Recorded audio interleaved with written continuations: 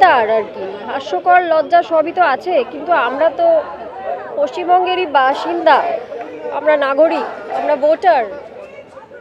এরকম যদি হয়, শুধু যাদের বিরুদ্ধে অভিযোগ না, মানে খুবই গুরুতর, খুবই ভয়ানক, খুবই নোংরা অভিযোগ যাদের বিরুদ্ধে, আমি বুঝতে পারছি না যে ঠিক কী প্রমাণ করার চেষ্টা হচ্ছে। সত্যিই বুঝতে পারছি না কারণটা কি, ধাঁধায় আছি। তো সেই ধাঁধার উত্তর খুঁজতেই আবার আজকে রাস্তায়।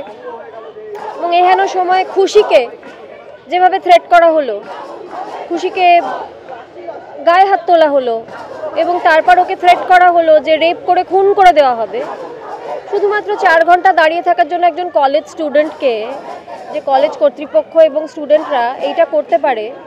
এবং তারপরে ফাইনালি ওর এফআইআর নেওয়া হয়েছে ঠিকই, কিন্তু অনেক যুদ্ধ লড়াইয়ের পর। এবারে আমার কথা হচ্ছে, খুশিকে যে থ্রেটটা দেওয়া হলো, তারপরে খুশি নিরাপদ কিনা সেটা দেখার দায়িত্ব তো আমাদের। এবার খুশি যাতে নিরাপদ থাকে, এমন পরিস্থিতিতে আমরা এখন রয়েছি যে খুশি যাতে নিরাপদ থাকে তার জন্য আমাদের পথেই নামতে হবে। এছাড়া নিরাপত্তার কোনো রাস্তা নেই এই মুহূর্তে আমাদের শহরে।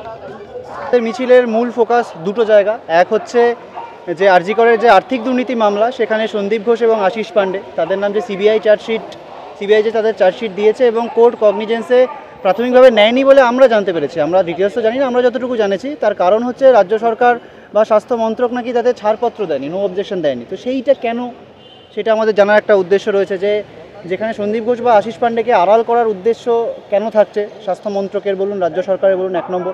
আর 2 নম্বর হচ্ছে স্বাস্থ্য ভবনের নিজস্ব যে তদন্ত কমিটি, সেখানেই অভিজ্ঞ যে থ্রেড সিন্ডিকেটের মাথা, তার 32টি অভিযোগ, তার বিরুদ্ধে তদন্ত কমিটি গঠিত হলো, শাস্তির সুপারিশ হলো। তারপরেও দেখছি আজকে ডব্লিউবিএমসিতে ডব্লিউবিএমসি যে চেয়ারম্যান বলছেন যে তার নামে নাকি কোনো অভিযোগ নেই। আমরা জানি ডব্লিউবিএমসি স্বায়ত্তশাসিত সংস্থা, এর ওপর রাজ্য সরকারের সরাসরি হাত নেই, কিন্তু মানে পশ্চিমবঙ্গের স্বাস্থ্য যে দপ্তর, সেই স্বাস্থ্য মন্ত্রক, তারা একটা তদন্ত কমিটি করলো, সেখানে এতগুলো অভিযোগ প্রমাণিত হলো। মুখ্যমন্ত্রী তো বলেছিলেন যে অভিযুক্ত, দোষী ইত্যাদি নিয়ে অনেক কথা বলে, তিনি দোষী প্রমাণিত, তাদের নিজেদেরই তদন্ত কমিটি। তারপরেও গিয়ে কেন তাদেরকে আবার ফিরিয়ে আনা হলো? বিরূপক্ষ বিশ্বাসের বিরুদ্ধেও তদন্ত কমিটি গঠিত হয়েছিল, সেই তদন্ত কমিটির রিপোর্ট আমরা জানি না, আমরা জানি 2টো তদন্ত কমিটি কি হয়েছিল। তো সেই জায়গা থেকে একদিক থেকে এই থ্রেড সিন্ডিকেটের মাথাদের আড়াল করার একটা চেষ্টা চলছে বলে আমাদের মনে হচ্ছে, এবং তার মধ্যে রাজ্য সরকারের একটা সরাসরি মদত থাকছে বলে আমাদের মনে হচ্ছে। তো সেই জায়গা থেকেই স্বাস্থ্য মন্ত্রক বলুন, স্বাস্থ্যমন্ত্রী বলুন, তার কাছে উত্তর চাওয়া যে কেন এই ব্যাপারটা হচ্ছে। কেননা তিনি তো বলেছিলেন যে দোষীরা কেউ বন্ধু নয়, কেউ শত্রু নয়, তাহলে এই পক্ষপাতিত্বটা কেন? তো এই প্রশ্নের উত্তরের জন্যই কিন্তু আজকে আমাদের এই প্রতিবাদ মিছিল।